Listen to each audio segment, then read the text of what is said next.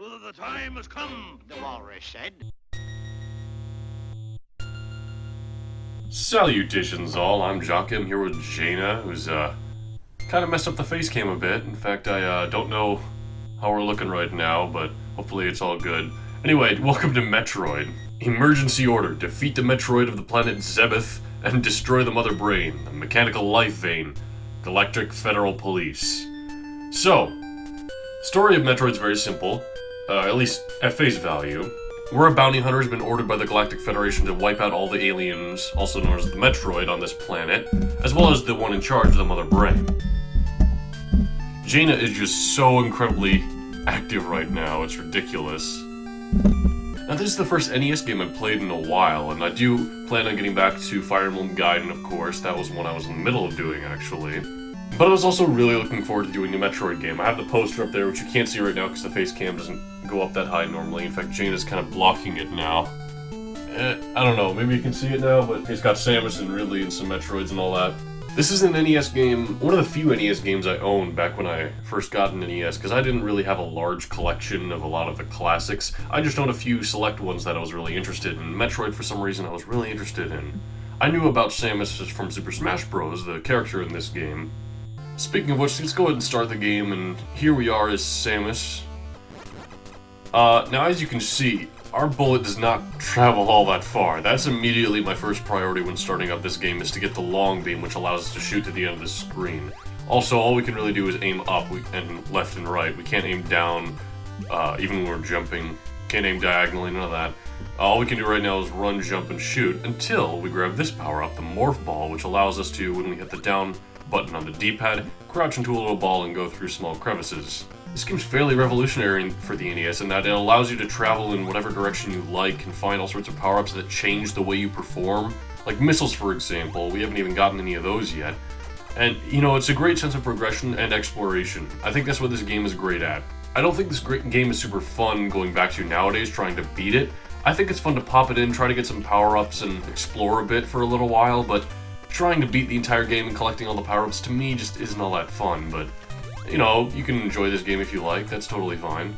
It is a bit primitive to go back to if you're a fan of later Metroid games, I will say that. Especially in the control department, not being able to shoot while crouching, or not being able to crouch at all really, aside from going to the Morph Ball, which you can't really do much with right now. Oh, Jaina, you want the lap? Go ahead. Okay, Jaina's in the lap now. Maybe she won't bump the camera as much now, or the mic. For some reason, even though the maximum health right now for us is 99, we start with 30 about, which I never got, even when we die and come back. And even when we collect other, like, health containers to increase our maximum health, we still come back with just 30, and that's really annoying because then you have to grind for health every time you die. At least if you're at a really difficult part of the game where you need that kind of health to continue. Because there are enemies that do 30 damage about.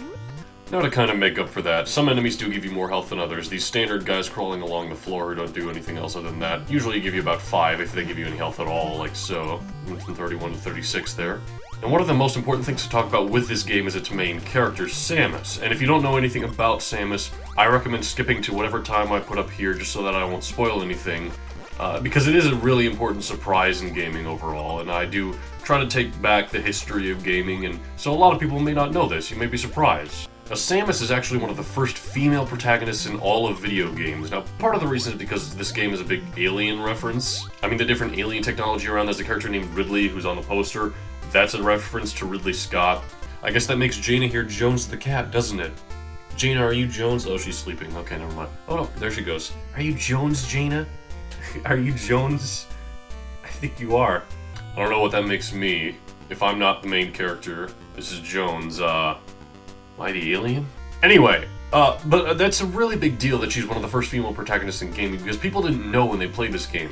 All you knew were you were in a suit of armor and you were some person just shooting their gun and killing some enemies, and of course female main characters in video games are very common nowadays. You have characters like Shantae and like Jill from Resident Evil 3. But this game was kind of a stepping stone for that, and it definitely gets a lot of credit for it, even nowadays. Over here in this room, the music changes up. It's a bit more ambient and ominous now.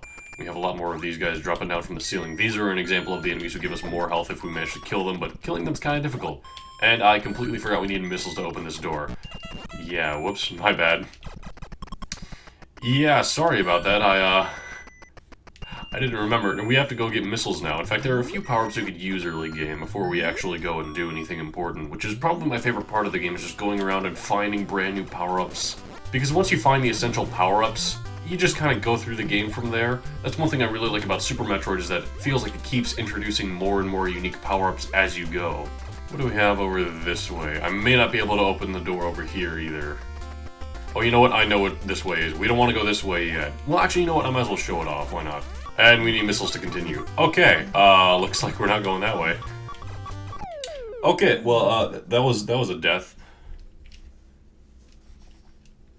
Give us a password here. The Japanese version of this game actually had a save function, which for some reason wasn't in the American version, maybe to cut cost or something, but honestly, it would have been really nice if they had a save feature. Because of that, I actually had to write down passwords. I had to, remember which one I was at, and because, you don't want to play the whole game in one sitting. It takes quite a while. Especially if you're new to the game and you don't know what you're doing. This is a game I would recommend playing with a map. I don't have a map right now, but I probably will in the other recording sessions where I definitely won't remember where to go. Because there are some obscure moments in the game, which we'll get to. That was actually one of the... Was it the first issue of Nintendo Power had a giant map of this entire game that was super helpful for a lot of people? So instead we're going to go through this door and actually get some of the power-ups we need. I don't know why I was going the other way without missiles. We definitely need missiles. And where can we get missiles early? I think we can go down here and get some, if I'm not mistaken, which I probably am, but who knows.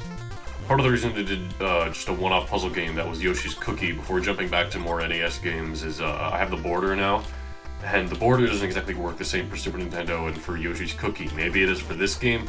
I don't know, the aspect ratios are weird, but I can always adjust. There we are, there's our missile power-up. So now we have a total of, was it 5 missiles? Yes, we get 5 missiles from that power-up, and if you hit the select button, you'll see that our arm cannon, it's not a buster, I don't know, I just guess arm cannon is the word. Our gun now is blue, as well as our visor and some other accents in our costume overall, and that means we can now shoot missiles, which do extra damage against enemies, and they also break open red doors after you hit them with about 5.